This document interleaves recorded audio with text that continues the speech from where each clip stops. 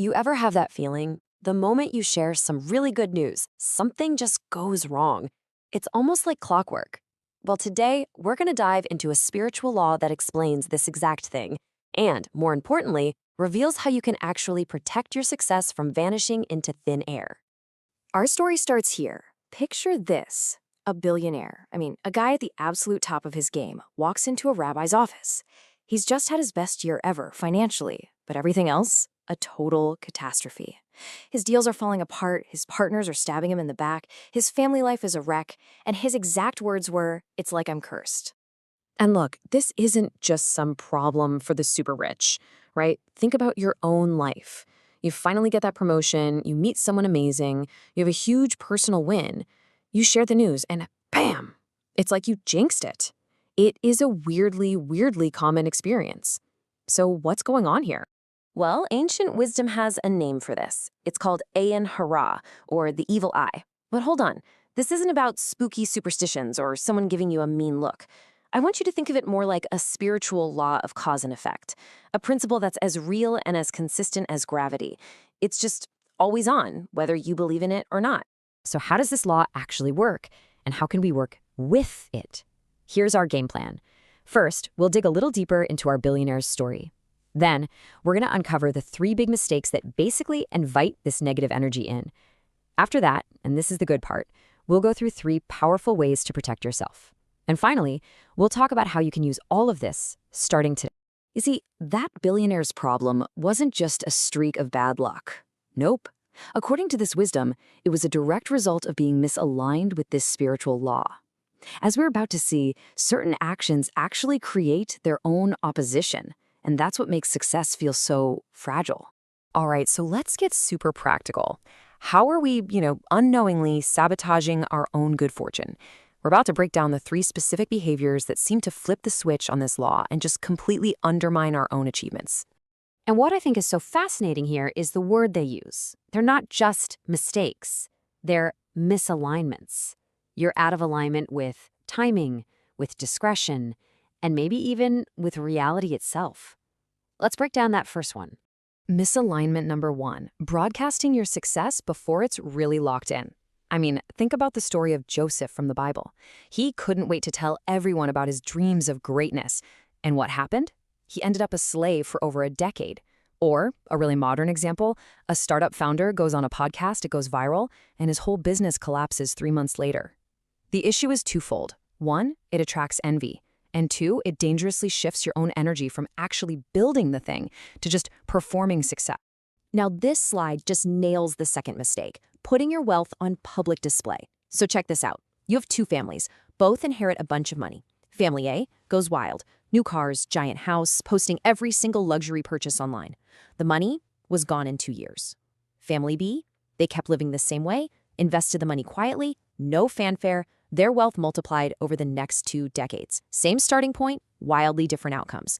And it all comes down to this really powerful principle. Discretion protects, what display destroys. Let that sink in for a second. What people can't see, they can't resent. What they don't know exists, they can't aim that negative static towards. Discretion, it turns out, is a kind of shield for your blessings.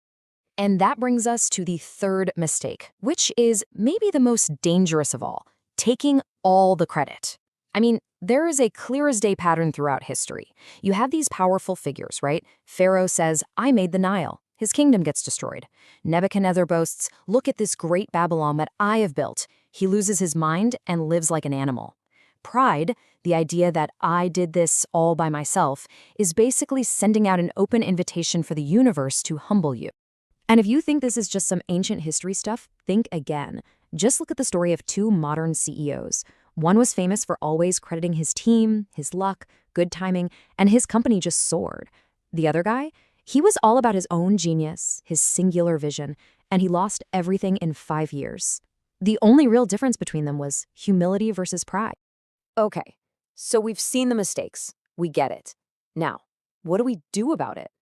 Let's talk solutions. Because it's not just about avoiding the bad stuff, you have to actively bring in the good.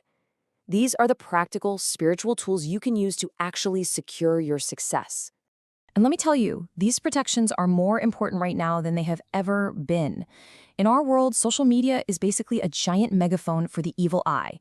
Every post, every story, it's broadcasting your life to hundreds, sometimes thousands of people. And what that creates is this massive wave of what the source calls spiritual static, just the collective energy of everyone's comparison and envy, all aimed right at you. It can literally wear your blessings down. So protection number 1 is all about active discretion. It means guarding your blessings with your own mouth. So instead of making these big, bold declarations, you use guarded language, like saying, things are moving in a good direction, with God's help. It means you share your biggest, most precious joys with only a tiny, trusted circle. People you know for a fact will celebrate with you, without a shred of envy. And when someone does praise you, you learn to kind of downplay it and redirect the credit. The second protection is huge. It's about neutralizing envy by shifting from being an owner to being a steward.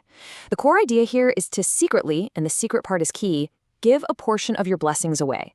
The traditional number is 10%.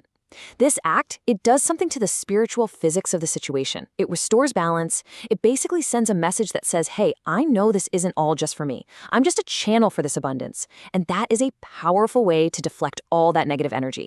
Now for the third protection, let's look at something we all do. Someone gives you a compliment, and what do you say?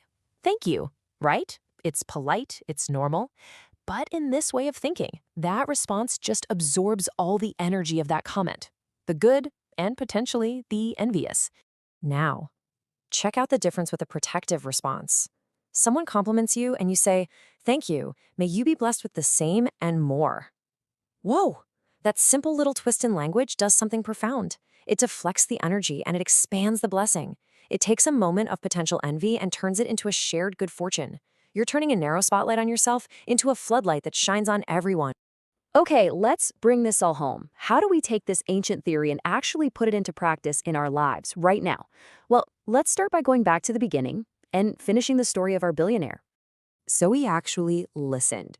He stopped talking about his deals before they were signed. He stopped flashing his wealth around. He started giving credit to his team, to God, to luck. He practiced discretion. He gave to charity in secret, and he started blessing other people. And the result? It's incredible.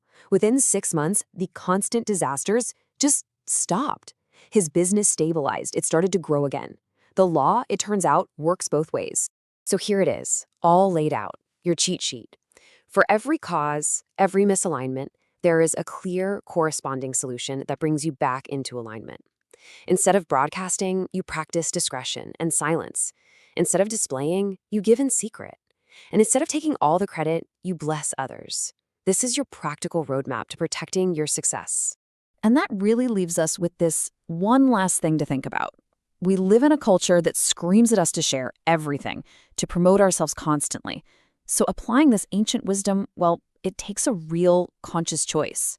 This isn't about hiding your light or playing small. It's about being wise. So the real question is, what are the blessings in your life that are so valuable that you are willing to protect them?